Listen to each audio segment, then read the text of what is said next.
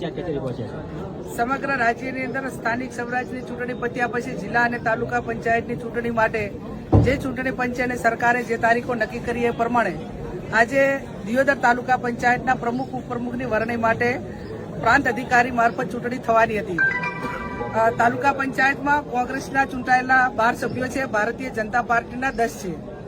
કોંગ્રેસ તરફથી ઉમેદવારી પ્રભાબા અને ઉપપ્રમુખ તરીકે પાનાબેન આ બંને ઉમેદવારી નોંધાવી હતી.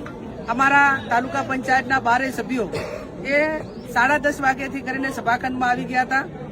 ચૂંટણી અધિકારી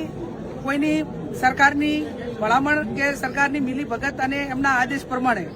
જે સમય મર્યાદા નક્કી કરેલી હતી એના કરતા 1 કલાક લેટ આવ્યા અને આવ્યા પછી જે અગાઉ એમને એડવાન્સ પ્રી પ્લાન બનાવ્યો હોય એ પ્રમાણે ભારતીય જનતા પાર્ટી પાસે બહુમતી ન હોવાથી એમની પાસે બહુમતી નથી, માત્ર એમના 10 સભ્યો હતા એટલે તાલુકા પંચાયત એમની બનવાની નથી. એના કારણે એમને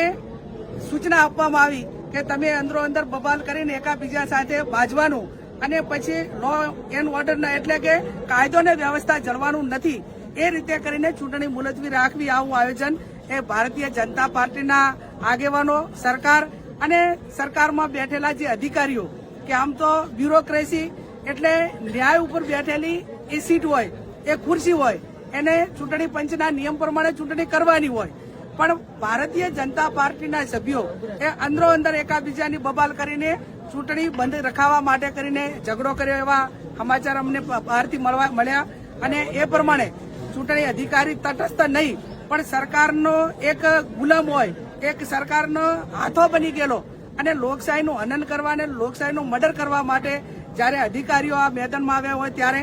આવા અધિકારીઓને અમે જે હાઈકોર્ટમાં લઈ જવા પડે, એક જ્યુડિશિયલ રીતે અમારે ન્યાય માંગવો પડે તો એ ન્યાય પણ માગીશું. અને એના ઉપરાંત પણ પ્રાંત અધિકારી કે જે ચૂંટણી અધિકારી છે એમને ભારતીય જનતા પાર્ટીના કાર્યકરોએ એમને ગાડીની હવા કાઢી હોય કે એમના ઉપર કોઈ કપડા ફાડવા માટેનું કે માટેનો પ્રયત્ન કર્યો હોય એ પણ ભારતીય જનતા પાર્ટીના સભ્યોએ કર્યો છે. કેમ કે એમને કોઈ પણ ભોગે ચૂંટણી મુલતવી રાખવી એ એમનો પ્લાન હતો અને એ પ્લાન પ્રમાણે આજે હું પણ પ્રાંત અધિકારીને ચૂંટણી અધિકારીને મળી એમને કીધું કે ભાઈ 27 તારીખની આપેલી છે એટલે આજે અમે એમની પાસેથી પ્રોસિડિંગ લઈ લઈશું. પણ ભારતીય જનતા પાર્ટી એ સત્તા આગળ એને નથી લોકશાહી દેખાતી, સામ દામ દંડ ભેદ ત્યાં સુધી તો હતું જ, પણ હવે અધિકારીઓનો પણ દુરુપયોગ કરીને આ ચૂંટણી મુલતવી રાખીને તાલુકા પંચાયત કોંગ્રેસની બનતી અટકાવી છે. અમે હાઈકોર્ટમાં દઈશું અને જ્યારે પણ ચૂંટણી થાય ત્યારે અમારા 12 સભ્યો અડીખમ રહેશે અને તાલુકા પંચાયત કોંગ્રેસની બનશે. દિયોદરની જનતાબેન ક્યાં સુધી રાહ જોશે? એક તો 8 વર્ષે તો ચૂંટણી આવી છે. પહેલા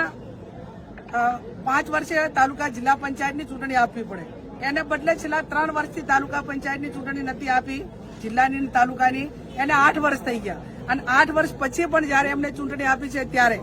ઘણી ગાંઠી તાલુકા પંચાયતો કોંગ્રેસ પાર્ટીની જે લોકોએ મત આપ્યા છે, લોકોએ એમને ચૂંટ્યા છે અને છતાં પણ એમને પચતું નથી. ત્યારે ભૂતકાળની અંદર કોંગ્રેસની સરકારો હતી, બીજી સરકારો હશે, પણ ક્યારેય બહુમતી આવેલા સભ્યોને કે બહુમતી જે પાર્ટીને મળી હોય એને આ રીતે લોકશાહીનું હનન કે લોકશાહીનું હત્યા કરવા માટેનું કામ એ ભૂતકાળમાં કોઈ સરકારોએ કોંગ્રેસને નથી કર્યું. ત્યારે આ લોકો સામ દામ દંડ ભેદને અધિકારીઓ, પોલીસ તંત્ર અને પ્રાંત અધિકારીઓ હોય કે ચૂંટણી અધિકારીઓ હોય એમને પણ તટસ્થ રહેવા દીધા નથી. એ આવનાર સમયની અંદર સમગ્ર દેશની અંદર આ એક લોકશાહી ખતમ કરવા માટેનું અને બંધારણને ખતમ કરવા માટેનું કામ એ આ ભારતીય જનતા પાર્ટી કરી રહી છે. હરકીસ કોંગ્રેસ પાર્ટી એ અંગ્રેજો ગોરો સામે લડી હતી અને આજે આવા ચોરો સામે લડશે, અડીખમ રીતે લડશે અને તાલુકા પંચાયતની ચૂંટણી જ્યારે એમને આપ્યું હોય તે આપે પણ કોંગ્રેસની જ બનશે.